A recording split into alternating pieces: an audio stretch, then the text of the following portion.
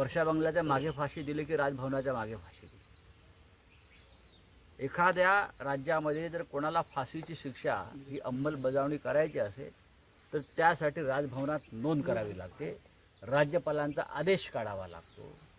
महाराष्ट्राच्या राज्यपालांना माझं आव्हान आहे, मुख्यमंत्र्यांनी केलेलं वक्तव्य त्यांनी गांभीर्याने घ्यावं, समोर आणावी. हे मुख्यमंत्री एक नंबरचे खोटारडे आहेत, एक नाही एक नंबरचे, बरं का, एक नंबरचे खोटारडे आहेत. गृहमंत्री त्याहून खोटारडे आहेत. त्यांनी महाराष्ट्राला का त्यांना कदाचित असंही वाटलं असेल की बदलापुरातलं आंदोलन, हजारो लाखो लोक जे रस्त्यावर उतरले, तो सुद्धा त्यांच्यावरती कोणतरी जादूटोणा केला असेल, कारण ते जादूटोणा प्रेमी आहेत. पण त्याने डोळे नीट उघडले तर त्यांना दिसेल की बदलापूरच्या घटनेचे पडसाद राज्यभर उमटलेले आहेत. एकाच वेळेला लाखो लोक तुमच्या मुलाच्या मतदारसंघात रस्त्यावर उतरले आहेत. लक्षात घ्या, तुमचा मुलगा तिकडला खासदार आहे आणि तुम्ही किंवा तुमचा मुलगा त्या आंदोलकांच्या साध्या भेटीला त्या क्षणी जाऊ शकले नाहीत. एवढे तुम्ही घाबरलेले होतात, एवढे तुम्ही भयग्रस्त होता. हा, तुम्ही नेतृत्व म्हणता ना, ठाण्याचं नेतृत्व मी करतो अनेक वर्ष, पण बदलापूरच्या त्या पीडित महिलेचा ती तक्रार पोलीस घ्यायला तयार नव्हते 10 तास. हे काय विरोधकांनी केलं का?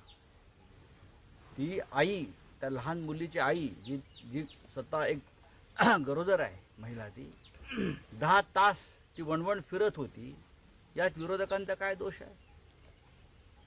काल तुम्ही पाहिलं असेल की मुख्यमंत्र्यांची बदलापूर नंतरची क्लिप व्हायरल झाली आहे आणि मुख्यमंत्री असं सांगतायत की 2 वर्षापूर्वी महाराष्ट्रामध्ये अशीच एक घटना घडली, पण आम्ही ती फास्ट ट्रॅकवर चालवली आणि आरोपीला 2 महिन्यापूर्वी फाशी दिली.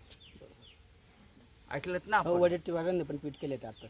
माझा असा प्रश्न आहे की मुख्यमंत्र्यांनी कोणत्या पोलीस स्टेशनच्या हद्दीमध्ये ही घटना घडली, कोणत्या न्यायालयासमोर हा खटला चालला फास्ट ट्रॅक, कोणत्या न्यायालयानं संबंधित आरोपीला फासावर लटकवलं, लटकवण्याची शिक्षा ठोठावली, आणि कोणत्या कारागृहात त्या संबंधित आरोपीला मुख्यमंत्र्यांनी फाशी दिली, याचा तपशील जाहीर करणं गरजेचं आहे.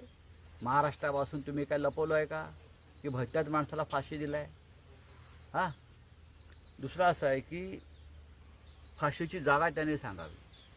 वर्षा बंगल्याच्या मागे फाशी दिली की राजभवनाच्या मागे फाशी दिली? एखाद्या राज्यामध्ये जर कोणाला फाशीची शिक्षा ही अंमलबजावणी करायची असेल तर त्यासाठी राजभवनात नोंद करावी लागते, राज्यपालांचा आदेश काढावा लागतो.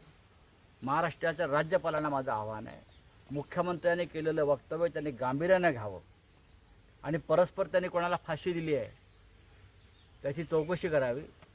आणि जर तुमच्याकडे अशी काही नोंद असेल तर तुम्ही ती महाराष्ट्रासमोर आणावी. हे मुख्यमंत्री एक नंबरचे खोटारडे आहेत, एक नाही एक नंबरचे, बरं का, एक नंबरचे खोटारडे आहेत. गृहमंत्री त्याहून खोटारडे आहेत. त्यांनी महाराष्ट्राला का मूर्ख समजलं आहे का? आम्ही विरोधकांना काय एवढीच काम आहेत? महाराष्ट्रामध्ये ठिकठिकाणी अत्याचार सुरू आहेत. काल पुण्यामध्ये झाले, अकोल्यात झाले. काय करतात मुख्यमंत्री? शरद पवार